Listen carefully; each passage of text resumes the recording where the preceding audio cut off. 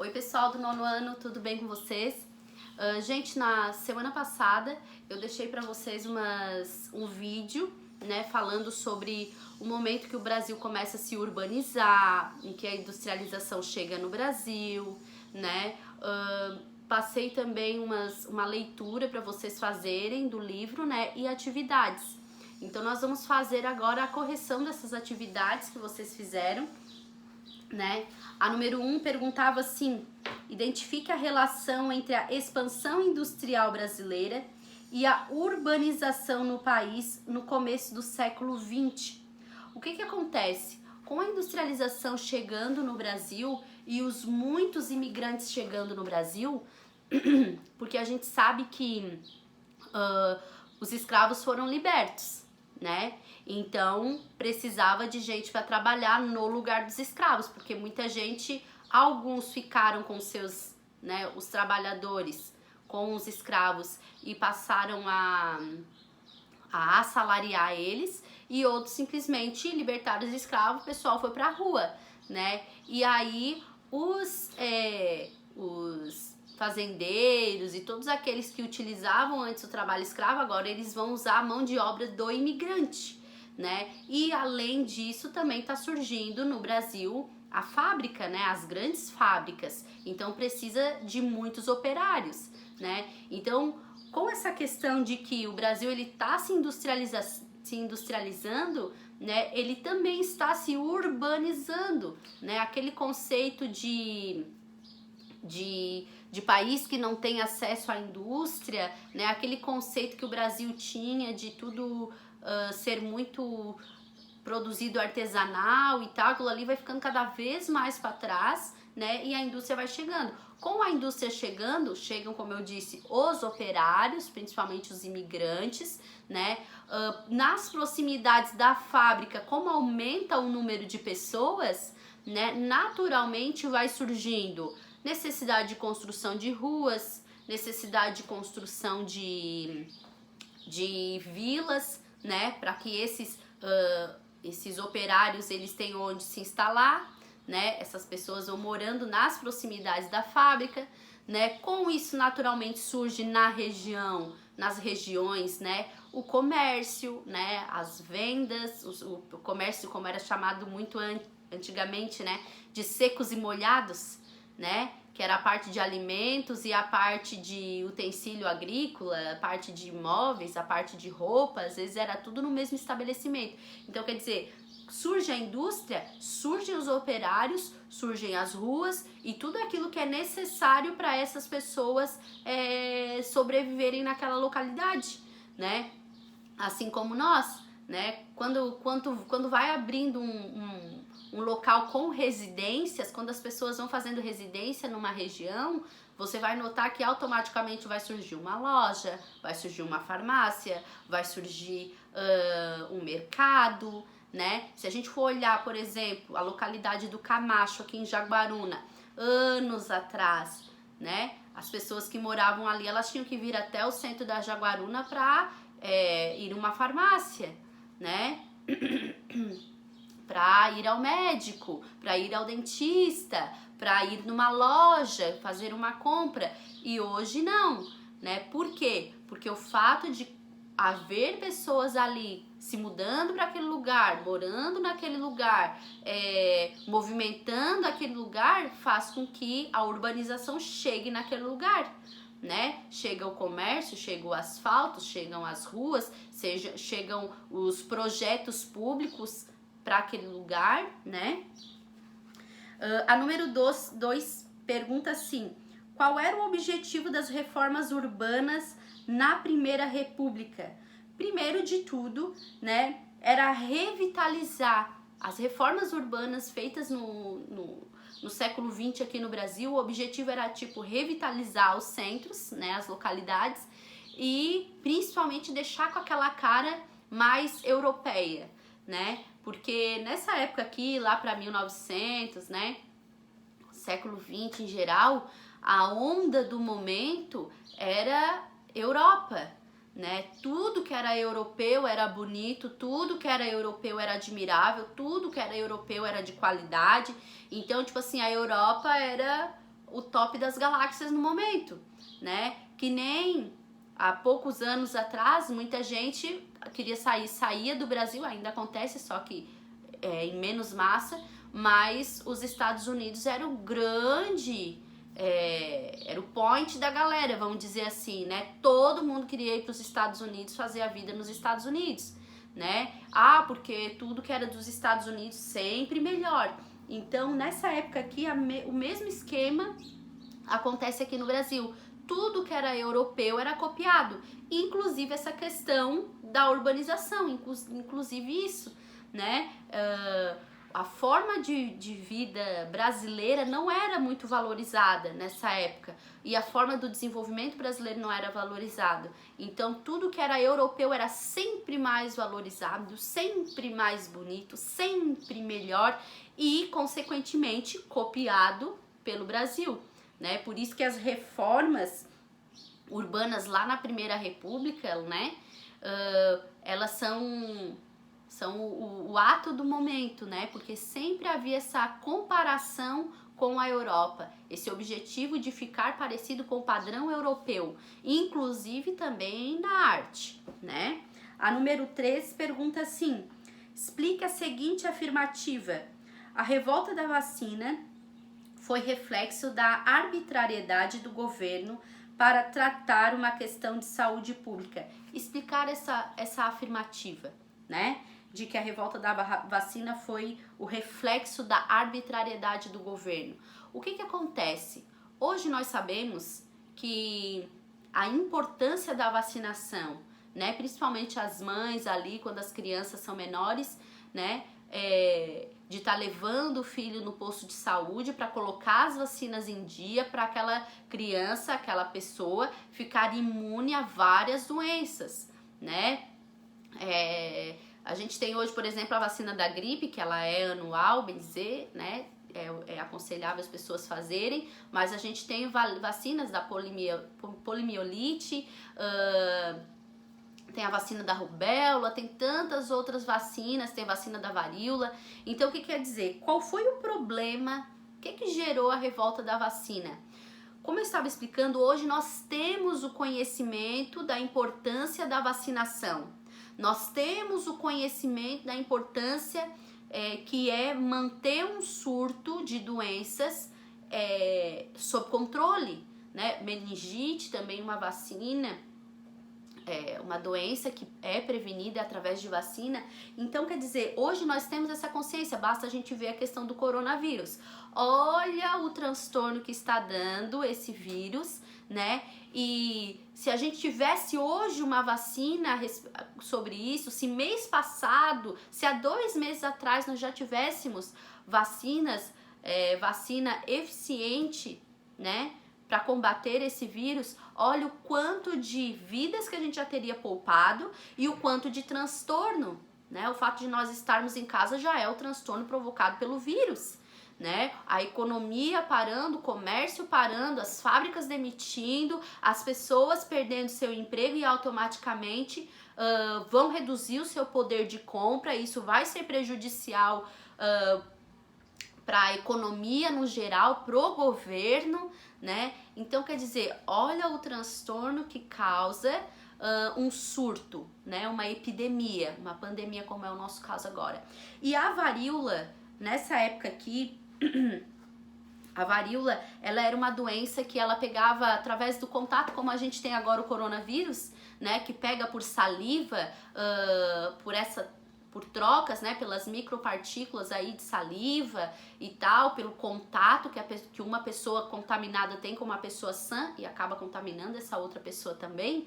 A varíola era o mesmo esquema de contaminação que nós temos agora com o coronavírus.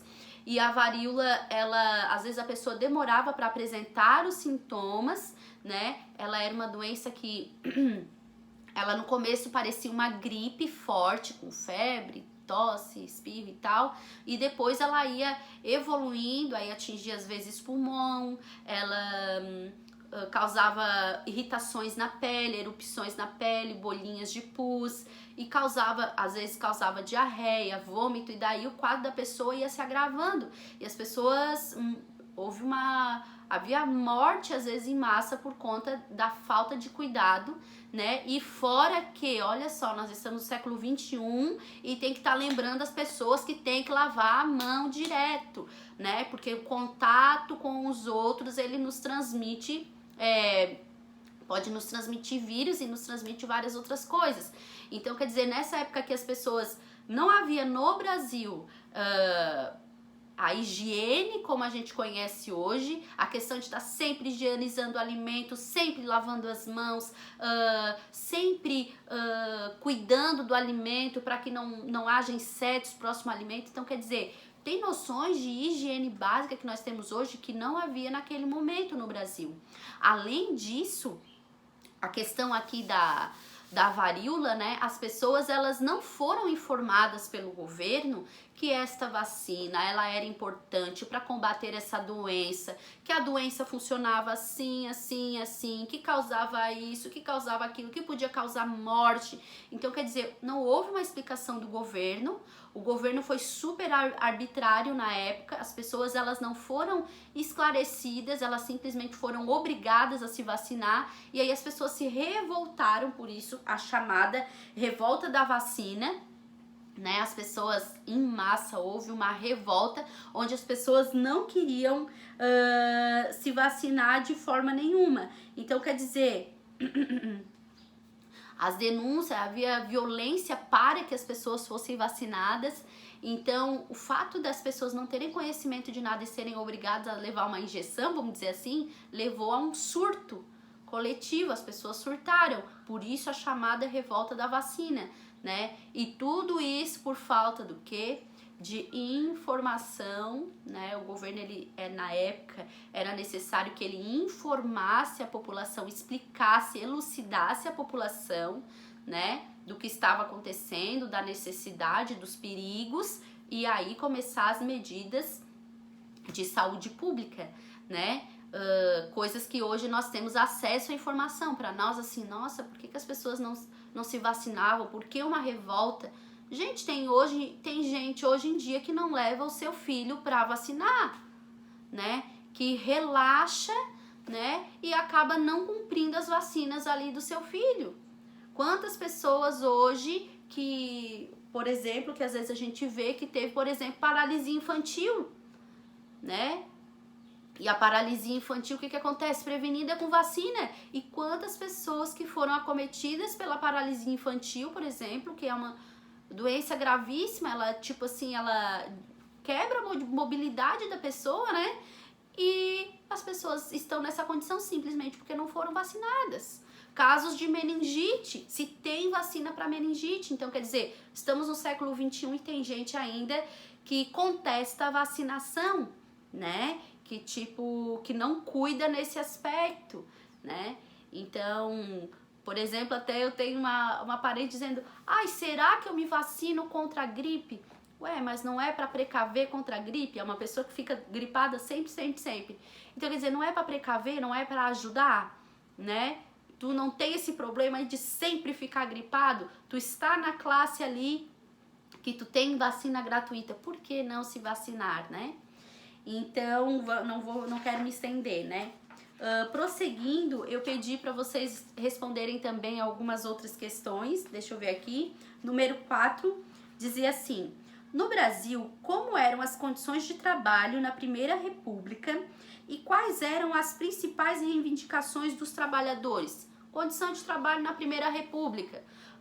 Os trabalhadores, eles não tinham direitos trabalhistas, né? Os operários, eles cumpriam longas horas de trabalho, 12, 14, 16 horas de trabalho, né? O ambiente de trabalho, ele era insalubre, né? Ele era perigoso, ele não havia higiene, não havia manutenção da limpeza, não havia cuidados, né? Era abafado, o ambiente de trabalho era abafado, o maquinário, né? A gente sabe que as máquinas, elas eram movidas a vapor, e o vapor, ele deixa o lugar quente, ele deixa o lugar úmido, ele deixa o lugar abafado também pela produção, né, da fumaça ali, porque o carvão era queimado, né? Para para a máquina rodar, né? Então, quer dizer, condição de trabalho dos operários sem direitos trabalhistas, né? Local de trabalho com péssimas condições, insalubres, né? Altas jornadas de trabalho, e daí essa situação complicada que os operários viviam fez com que eles começassem a se organizar em movimentos, em sindicatos, né? Sindicatos, na verdade, não existia na época, né? Mas começaram a se organizar em movimentos, né? Para que fossem diminuídas as horas trabalhadas, né? Para ajuste de salário, para um melhor tratamento por parte dos empregadores, porque haviam pessoas como a libertação dos escravos, né? A Lei Áurea tinha sido assinada há pouco tempo, as pessoas ainda tinham a mentalidade de que o trabalhador, de que o empregado, né? Ele era ali o teu capacho, então tu podia tratar de qualquer forma, tu podia lidar com ele de qualquer forma, e na verdade não é, né? O trabalhador, ele é um funcionário. Ele tá ali, claro, pelo salário, pelo sustento da sua casa, mas ele tá ali também porque sem a empresa, sem o funcionário, a empresa não gira, né? Não, sem o trabalhador a coisa não acontece, é necessário o trabalhador para que a empresa, a fábrica, enfim, ela fature, né? Então não se tinha essa noção de que a noção que se tinha, o empregador, é que ele podia tratar o funcionário de qualquer forma e tinha que ir lá e trabalhar e ponto, altas jornadas, enfim, e daí tudo isso fez com que os operários fossem buscando uma melhores salários, melhores condições de trabalho, melhores tratamentos, menores horas trabalhadas, né, menos horas trabalhadas. A número 5 diz assim: as mulheres também participaram do movimento operário? Sim, as mulheres participavam ativamente. Por que mulheres, tá? Daí, por que não homens, enfim? Porque naquele momento também o Brasil ele vivia uma situação onde a mulher, a obrigação dela era cuidar da casa, né? Principalmente dos filhos e tal. Só que acontece que naquele momento a mulher, ela meio que se obriga a trabalhar fora, principalmente a mulher dos centros, né? Porque muitas eram chefes de família. E fora que o salário da mulher, ele era muito inferior ao salário do homem. Então o empregador, ele preferia dar emprego para as mulheres, certo? Então, quer dizer, as mulheres, elas participaram ativamente nas lutas, né? E na organização de reuniões, na organização de ideias, né, de objetivos a serem alcançados pela classe operária, né? E aquele momento foi super importante para a mulher, porque naquele momento a mulher conquista sua emancipação no Brasil. O que é uma emancipação? É tipo uma libertação, vamos dizer assim, né? A mulher, ela consegue ter o seu direito de participar ativamente na educação, de estar, né, de recebendo educação, né, de estudar. A mulher, ela começa a ter uma voz política mais ativa, ela começa a ter também direitos trabalhistas, né? A número 6 e última: qual era o principal objetivo dos artistas que participaram da Semana da Arte Moderna de 1922? Semana da Arte Moderna, que foi ali onde começou a se ouvir muito mais os nomes de Oswald de Andrade, Anita Malfatti, esqueci, Tarsila do Amaral, né, a mulher lá que pintou a Abaporu, que acho que todo mundo conhece, né, a artista.